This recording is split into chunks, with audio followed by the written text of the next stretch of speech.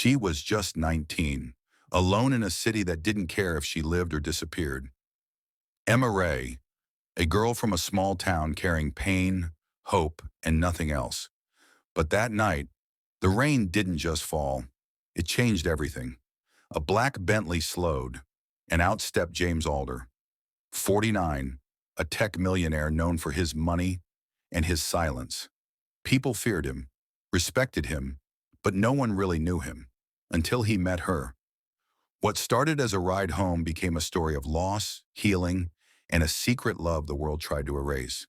This isn't just about money. It's about two souls and divided by age, united by pain, who challenged a racist world with truth. Stay until the end, because this story might just change the way you see love and silence. Emma Ray stood at the edge of her small town, staring at the fading sign that read, "Welcome to West Pine, Ohio." It had been her whole world: flat lands, quiet streets, and neighbors who knew each other's stories before they even happened. But no one truly knew Emma's story, not even Emma. At 19, she was just another face in the crowd, another girl with dreams too big for a place so small. She was the kind of girl who wrote poetry in the margins of school books, who gazed out the window during class, wondering what the world looked like beyond Ohio. She used to ask her mother what ocean smelled like, or what Broadway lights looked like in real life. Her mother always smiled gently. "Someday, someday you'll see it all." But someday never came. Cancer, cruel and cold, stole her mother in the same living room they used to bake cookies in. One week she was laughing, the next she was gone, leaving Emma with a single suitcase, a worn photo album, and a few $100s from a GoFundMe account that the neighbors had quietly set up. No family, no father. Just Emma and the silence. She waited exactly 30 days after the funeral. On the 31st, she boarded a Greyhound bus to New York City. The ticket was one way. She wore a yellow sweater that her mom had knitted, now 2 sizes too big, and carried a backpack with a notebook, an old camera, and every letter her mom had ever written her. The city welcomed her like it welcomes many, loud, bright, and completely indifferent. Skyscrapers towered over her like silent giants. The streets smelled of exhaust, ambition, and pizza. Emma walked them all, wide-eyed, but quickly learned that dreams are expensive in New York.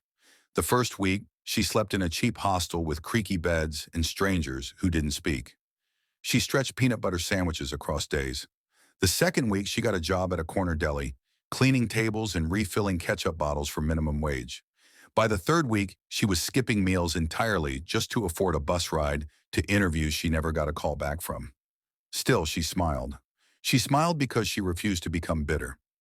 Every night she would sit by her tiny hostel window, staring at the moon, whispering, "You're still chasing something. That means you're alive." Emma's innocence wasn't the naive kind. It was quiet strength. The kind of innocence that comes from believing in good even when life shows you the worst. She believed the world was still beautiful. She had to. But beauty can turn cold in the city. One night the rain came hard, angry, loud, as if the sky was grieving too. Emma had lost her job earlier that day after the deli closed suddenly. Her last $20 were gone, spent on a soggy tuna sandwich she shared with a homeless man who reminded her of her late grandfather. With nowhere to go, she sat on the stone steps of a shuttered bookstore on Fifth Avenue. Rain soaked her to the skin. Her backpack was heavy, her shoes waterlogged, and her heart nearly empty. She closed her eyes, hugging her knees. She didn't cry.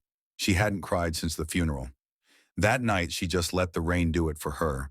Strangers passed her by, fast, wet footsteps. Some glanced, none stopped. The city had seen 100 girls like her, but Emma wasn't like the others. She whispered to herself, "You're not done yet." Then a black car pulled up, sleek, silent, out of place. Its window rolled down, and a voice, low, gentle, not demanding, asked, "Are you all right?" Emma looked up. A man in a dark suit, with silver at his temples and eyes that held a storm of their own, looked down at her. She hesitated. Her mother's voice echoed in her mind. "Be careful, sweetheart. The world isn't always kind to girls who trust too easily."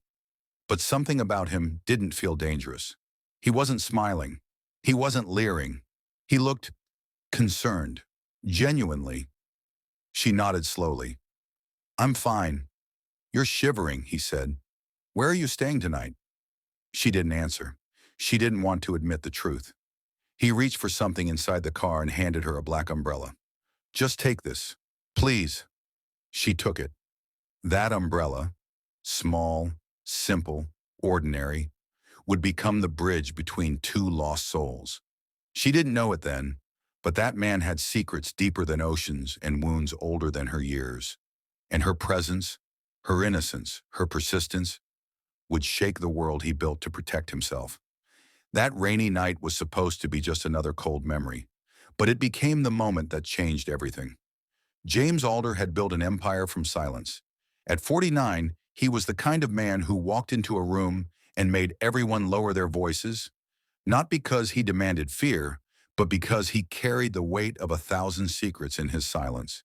He wore suits so crisp they looked carved from shadow, drove a black Bentley that glided through the city like a ghost, and spoke so rarely in public that when he did, reporters treated it like gospel. Some called him a tech genius, others a recluse. A few whispered the word tragic, but no one knew him. Not really. By day, he ran Alder Tech, a company that powered half the world's encryption systems. By night, he disappeared. No clubs, no dinner parties, no red carpets or ribbon cuttings. He hated the spotlight the way some men hate mirrors. He lived in a mansion that sat like a stone sentinel in the forest outside the city. It had 30 rooms, endless halls, and not a single picture on the walls. Just books. Hundreds of them. And dust that no maid ever seemed to clean away. James Alder, the enigma in a dark suit. But he hadn't always been that way. There was a time, long ago, when he had laughed freely, danced barefoot in the kitchen with a woman who smelled of jasmine, and believed in a future full of children and sunlight.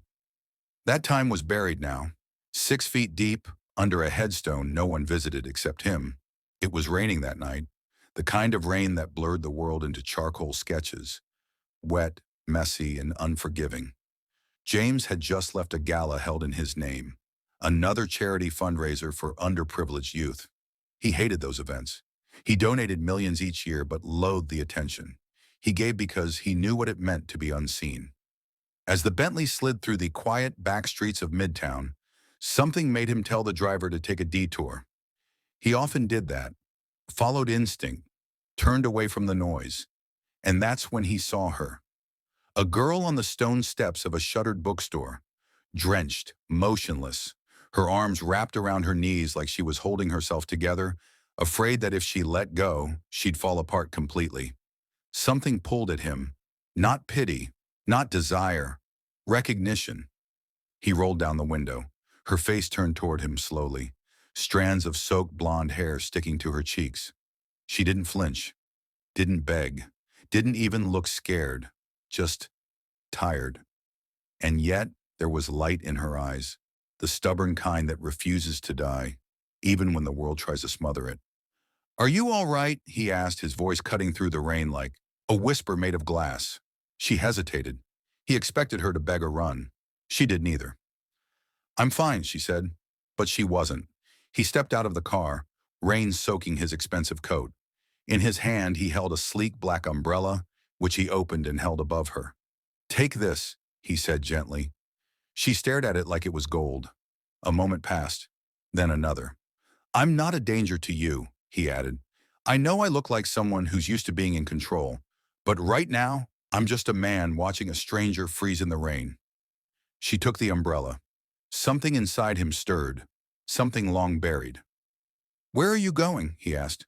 She shrugged. "Nowhere." "Then let me take you somewhere better than this." He saw the flicker of resistance in her eyes, but also a sliver of trust. She stood slowly, gripping the umbrella with shaking hands. James opened the car door, gesturing gently. The driver looked up in surprise. Mr. Alder never let strangers inside, especially not vulnerable ones. But James gave a single nod, and the car remained still. She slid into the seat carefully, like someone who had learned never to damage anything she didn't own. Her shoes squished against the leather. She mumbled an apology. He didn't mind. In fact, for the first time in years, the silence in the car didn't feel empty. It felt human. He offered her his coat. She tried to refuse, but he insisted. "It's just fabric," he said. "You're more important." She looked at him then, really looked, as if trying to figure out why a man who looked like he had everything would stop for someone who had nothing. James didn't say much else during the ride. Neither did she. But something hung between them. Not attraction, not quite yet. It was recognition. Like two souls that had been bruised by life in different ways, but could still see the fractures in each other. He had seen those eyes before, in someone he had loved deeply, someone he had lost, someone who had also once stood in the rain, proud but shaking. He hadn't stopped then. He had made mistakes. Let fear and shame dictate his path. It was a ghost he had never stopped running from. But this night, this girl, something told him he had a chance to do something right. When they reached his mansion, he didn't expect her to accept the offer to come inside. But she did, not because she trusted easily, but because she was too tired not to. He led her into the grand foyer, where marble floors met chandeliers that hadn't been lit in years. The fireplace roared to life with the push of a button. Warmth spread quickly. She stood there, dripping and stunned. "This place is huge," she whispered. "I only use 2 rooms," he said softly. She turned to him, her voice cautious. "Why help me?" He didn't answer right away. Then he said, "Because someone once helped me when I didn't deserve it. And because maybe I see a little of her in you." Her eyebrows furrowed, confused. But she didn't press. Instead, she sat by the fire, wrapped in his coat, and let her body thaw. James watched her from a distance, his hands trembling in his pockets. He didn't know it then, but in saving a girl from the rain, he was saving himself. He was the man in the dark suit. And for the first time in years, he felt the weight of that suit lift just a little. And the ghost he lived with? She stirred too. The wind was still whispering when they pulled into the long driveway of James Alder's estate, a path lined with ancient trees, their wet leaves glistening like emerald glass under the scattered glow of the street lamps. The mansion rose like a forgotten cathedral, elegant, solemn, and quiet in a way that whispered secrets. Emma sat frozen in the passenger seat. She stared at the house, her reflection faint in the car's foggy window. Her breath was shallow. A part of her screamed to run. Every story she'd ever read or heard warned her. Young girls don't follow rich men into big houses, not alone, not at night. But this didn't feel like that. James had kept his distance. His eyes didn't linger on her legs, or her damp shirt, or the way her hair clung to her face. He didn't offer compliments. He offered space. So when he stepped out of the car and opened the front door, he didn't beckon her with promises. He simply said, "You'll be safe here." She stepped inside slowly. The foyer smelled of cedar and age. The floor beneath her shoes was polished marble. The chandelier above, though dusty, was breathtaking. But the house didn't feel like wealth. It felt lonely. James led her gently down a hall, not speaking much, just soft words now and then. "Careful, the floor here is slick. This room's warmer than the others. The bathroom's through that door. There are towels on the rack." He didn't ask her questions, didn't demand details, didn't even ask her name until much later. She changed into the soft gray sweater and plaid flannel pants he'd left folded on the bed. They smelled like clean laundry and something faintly masculine, cologne that had long since faded. When she walked into the dining room, she found a tray already set. Grilled cheese sandwiches, tomato soup, and a cup of hot cocoa with 3 marshmallows floating like sleepy clouds. Her stomach growled at the sight, and James, sitting at the head of the table, gave the faintest smile. "Hope that's okay," he said. Emma nodded quickly, swallowing tears with her first bite. It wasn't the food, it was the feeling of being cared for, of not being treated like a burden or a stray. They ate mostly in silence, but as the fire crackled in the large stone fireplace behind them, something began to unfold, slowly, gently, like petals opening after a storm. Emma began to speak. She told him about West Pine, about her mother's slow decline, about the nights spent reading on the porch, and how her dreams used to scare people who thought girls like her were meant for marriage and factories, not cities and careers. James listened without interrupting, nodding now and then, his eyes never drifting. She didn't know why she trusted him, but words poured out of her. She told him about the Greyhound bus, about the first hostel, about how some men looked at her like she was meat, and how she had learned to sleep with one eye open and both hands gripping her backpack like armor. She told him she wanted to be a writer. "That's brave," he said, his voice so soft it almost disappeared into the crackle of the fire. "No," she replied. "It's all I've got." He didn't argue. She looked at him then, really looked. The firelight cast gentle shadows across his face. He looked tired, not in the way of someone who needed sleep, but someone who had lived too long with a wound that wouldn't heal. "Can I ask you something?" she said. He nodded. "Why were you out there that night? Why did you stop for me?" He stared into the flames. "I don't know," he said. "Instinct, maybe. Or fate." A long pause. Then he added, "I once loved someone. She changed everything for me, but the world didn't want us to be together." Emma's eyes softened. She didn't speak. James took a breath, as if it still hurt to remember. "She was black and beautiful, strong.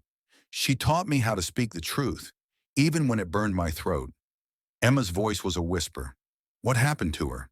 "She died," he said, "because people thought love had rules, that it came with conditions. She was denied help, and I was too late." Silence fell, heavy, respectful. Emma felt her chest tighten, not from fear, but from something sacred. She had just stepped into someone else's pain, and she could feel it throb in the air around them. "I'm sorry," she whispered. He nodded once. That night they didn't touch. Not even a brush of fingers. They sat by the fire for hours, two souls stripped of pretense. He gave her a room, the guest room, soft cream walls, a bed with lavender sheets, and a window that looked out over a rain-slick garden. Emma lay awake under the covers, staring at the ceiling, her thoughts a whirlwind. How could a man with everything feel so hollow? Oh, how could a girl with nothing feel so full? She thought of his story, not just the woman he lost, but the silence he lived in, the guilt, the isolation, and she wondered, is this what it means to carry love beyond death? In the room down the hall, James sat in an old leather chair by his bookshelf, an untouched glass of bourbon beside him. He couldn't sleep either. He didn't know why the girl mattered, why her voice felt like a distant echo of the past he tried to bury. But he knew one thing. For the first time in years, the mansion didn't feel as cold. His world, once gray and silent, now had a heartbeat. It wasn't lust. It wasn't romance. It was recognition. Two lonely hearts. No judgment. No masks. And though they slept in separate rooms, their dreams drifted toward the same light.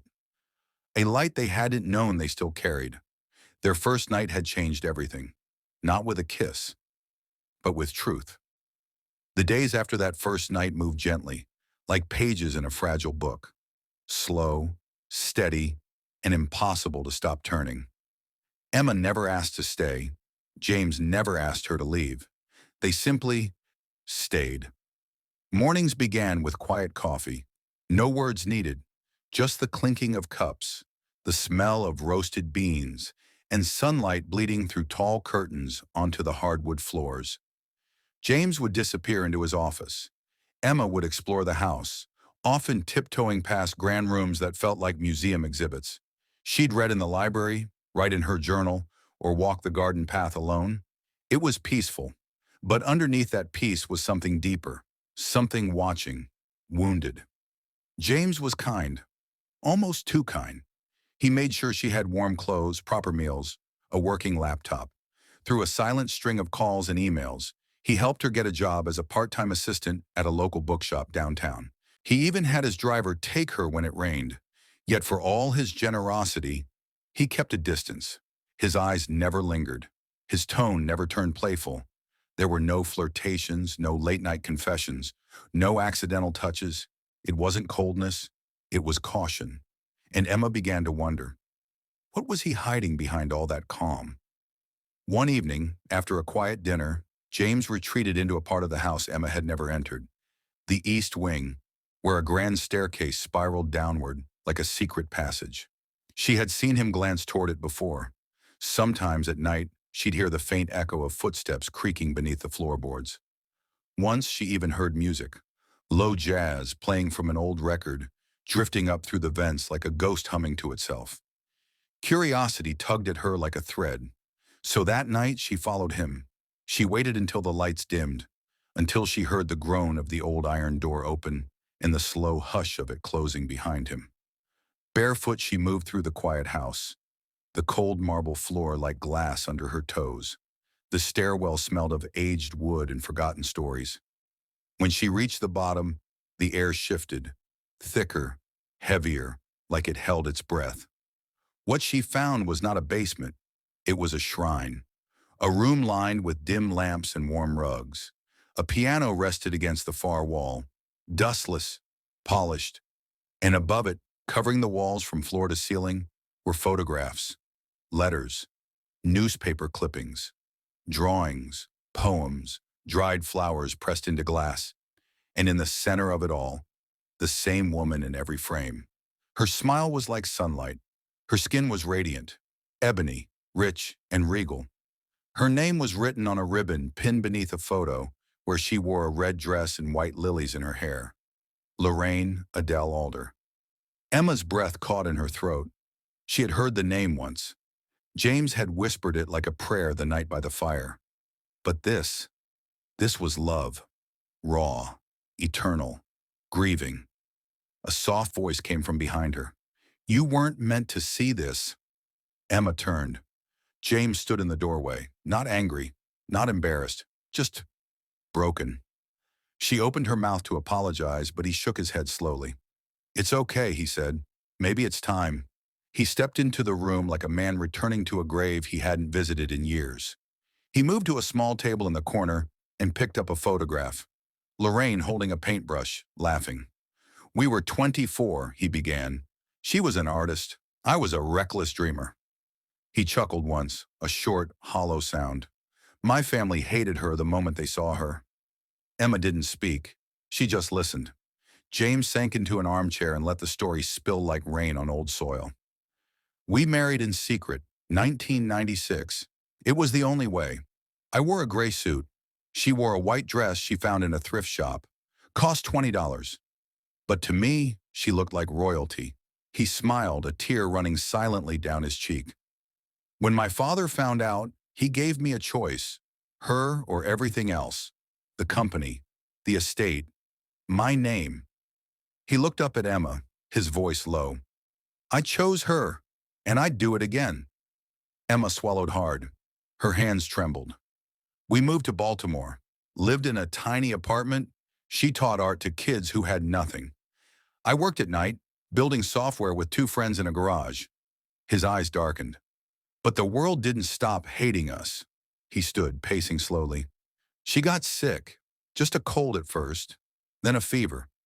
She went to the ER, and they made her wait for hours. Didn't believe she was married to someone with money. Didn't think she mattered. His fist clenched. She died from an infection that could have been treated. They let her die. Because of her skin. Because of the love we shared. Emma felt the weight of his words sink deep into her chest. I couldn't save her, James whispered. I promised I would, and I didn't. He looked at the wall, at the woman who smiled through time. So I built this room, and I built my company, but I never left this place. Not really. Emma stepped forward, slowly, carefully. I'm so sorry, James, she said. He looked at her, eyes glassy but calm. I don't tell people, not just because it hurts, but because I know how people still think, how they talk. Interracial love, still a topic, still a target. Emma nodded, tears forming. She changed me, James said. She taught me how to see beyond skin, beyond fear, but the world wasn't ready, Emma whispered. Maybe it is now. He gave her a look that was equal parts hope and sorrow. I don't know if I am. They stood in silence. Then James added softly, You remind me of her. Not because of how you look, but how you Believe, even when no one else does. Emma touched the edge of one photo, Lorraine painting a mural, a swarm of kids laughing beside her. She was beautiful, she said. She is beautiful, James replied, in every memory, in every piece of light in this house. Emma turned to him, voice trembling. Then let's not hide her anymore. James blinked, and in that moment, something inside him cracked, not in pain, but in release, because secrets rot in darkness. But love, even broken and bruised, deserves to breathe. The morning after he showed her the room, the shrine, the grief, the truth, something in the air changed. It wasn't the house, it was him. James Alder, a man who had built walls so high even sunlight needed permission, now stood in his own home a little straighter. His silence had always been dignified, but now it trembled with the first notes of defiance. Emma noticed it in the way he looked at her, not as a guest or a girl in need, but as a spark. "You've been quiet for too long," she said, sitting across from him at breakfast. James stirred his coffee. "Quiet is safe." Emma leaned forward. "Safe isn't always right." He looked at her, at the softness of her face, the resolve in her voice. She had come into his life like rain through cracked earth. He had every reason to retreat. Instead, he nodded. "You're right." And so the change began, small like footsteps echoing into a wider world. It started with a single email. James wrote to his board of directors and announced the creation of the Lorraine Alder Foundation, a new branch of his company focused on social justice, education access, and scholarships for underrepresented youth, especially those from interracial and underserved families. He didn't ask for approval, he declared it. Then came the press release, a rare move for a man who had lived in whispers. His company's communications team begged for a softer angle, something less political. He refused. In bold, simple words, he wrote, "I once loved a woman who died not from disease, but from the disease of silence and hate. I will not be silent anymore." The internet caught fire. Articles, tweets, videos, headlines reading, "Tech giant breaks. Silence on interracial marriage, systemic racism, and love lost." James Alder speaks, "I let fear keep me quiet." Lorraine Alder Foundation launches with $30 million pledge. Some were supportive, some were not. Emma read the comments, her heart tightening. Why bring race into everything? He's just virtue signaling. She's probably manipulating him. But James told her, let them talk. It's the listening that matters. Next came the invitation, a televised interview. He hadn't done press in over a decade, but he agreed. "I'll do it if you're there," he told Emma. She hesitated. "I'm not anyone special." James smiled. "You reminded me that Lorraine never needed to scream to be heard. She just needed someone to believe in her. You believed in me, and that gave me courage." The night of the interview, Emma wore a simple navy dress. James wore a black suit and Lorraine's wedding ring on a chain tucked beneath his collar. The studio lights were blinding, but the truth cut through everything. "I loved her," he said to the host. "We were told our love was wrong, that it made us targets. And it did. It cost her her life." He paused. "And I ran from that pain. For years. Until someone reminded me that silence is a choice. And silence protects the wrong side of history." Emma sat beside him, quiet, proud. "She showed me that the world hasn't changed enough," he added. "But it can, if we speak, if we act." And the city listened. The interview went viral. James's name trended worldwide. Old classmates of Lorraine's wrote in, teachers, artists, people who had marched with her. Strangers shared their own stories of loss and of love that crossed barriers. His mansion, once filled with silence, now buzzed with letters, visitors, donations. Emma helped him answer them all. Together, they hosted open houses for students of color. They built art programs in Lorraine's honor. They paid tuition for kids who had been told they'd never leave their block. And slowly, the city began to change its tune. Once, it had watched James from the shadows, the rich white man who lived alone, too strange to approach, too quiet to admire. Now it watched him with new eyes. A man who dared to expose his own guilt. A man who loved outside the lines and paid the price, then turned that pain into something holy. Emma stood beside him every step of the way. When people asked if she was his assistant, he said no. When they asked if she was his girlfriend, he said not yet, and only with her permission. When they asked who she was, he said simply, "She's the one who reminded me how to live." One afternoon, as they walked through a school gym newly painted with Lorraine's mural, a glowing image of her holding a brush, surrounded by children of every shade, Emma turned to him and asked, "Do you think she'd be proud?" James looked at the mural. He touched his chest where her ring still rested beneath his shirt. "She'd tell me I took too long," he whispered, "but I think she'd forgive me." Emma smiled. "Then maybe it's not too late." That night, as the city glowed outside their window, a mix of red brake lights and golden lampposts, James poured 2 glasses of tea and said, "I used to believe that love dies with people, but maybe love doesn't die.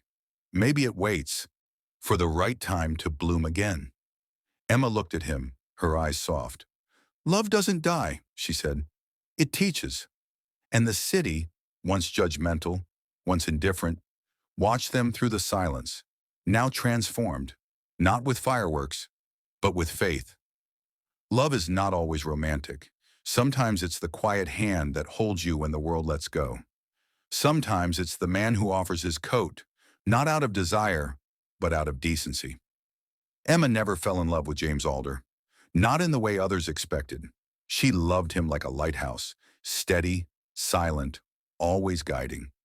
He gave her nothing she could buy, but everything she had lost: safety, dignity, and belief. And she gave him something he thought had died with Lorraine: hope.